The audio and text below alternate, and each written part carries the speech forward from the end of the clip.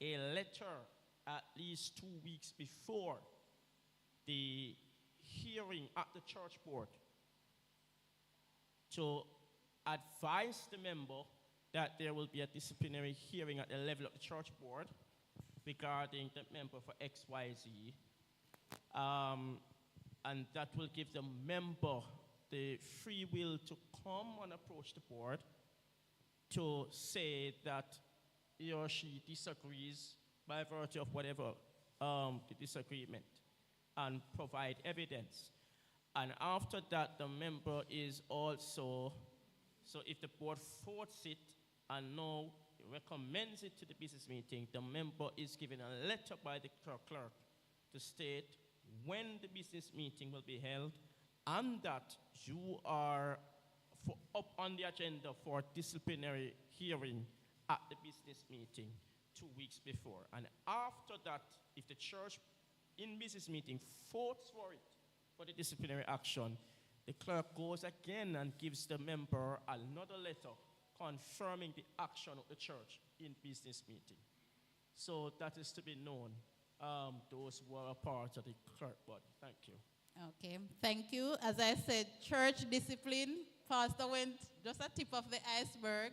We can do another sensitization session on that, which is why I wasn't going to go into it. That can take up another conversation. Members are not removed for non-attendance. Members are not removed for not contributing to the church financially. And as I said, none of us in here, individually or even the board, can remove or add members. That is a decision that is taken by the church. So each of us have a say in it. Duly called business meeting, and we have one coming up on May 10th. So please ensure that you are all here. All right. So we're going to look quickly at absent and missing members. The sun is setting or almost set.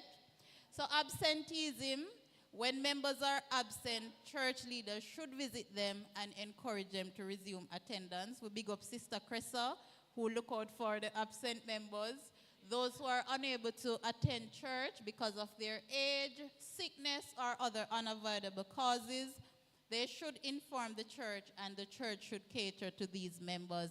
Big up our deacons and deaconesses who visit our shut-ins with communion, and our visitation pastor is big on that. So if you know a member that you believe we need to visit, and Sister Cressa always call we out. Okay, Sister Brian, let me correct myself, always call us out, right? Please let us know. When members move, they should inform the clerk or elder of their new address. Not only when you move, if you change your name by marriage or deed poll, right? What else? If your phone number change, because we would have all those details. So whatever little changes are made, you need to notify the clerk so that your membership information can be updated, right? So if you are absent and you're still a member of the church, then you are expected to still report into your church and send your tithe and offering at least quarterly. All right, so those are for absent members. Now, absent members is just like non-attendance, they are not coming. But when you're categorized as a missing member now, this is where we don't know your whereabouts. We have no contact for you even though we try. So that is what the difference between an absent member or a missing member. So I expect after we learn this, none of us will go missing, and we will keep in touch with the clerk, all right?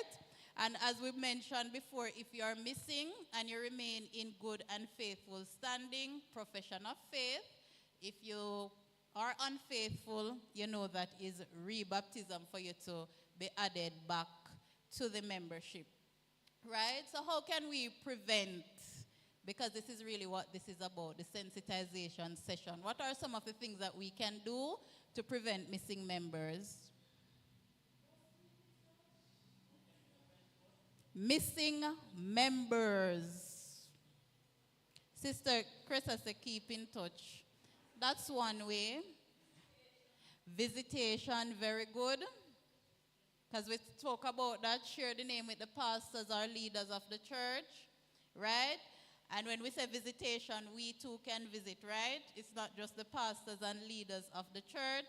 We can collaborate with other departments, sometimes, and as Elder Planter mentioned, total membership involvement. There are many ways that we can minister. When we have baby blessings, give the names to the children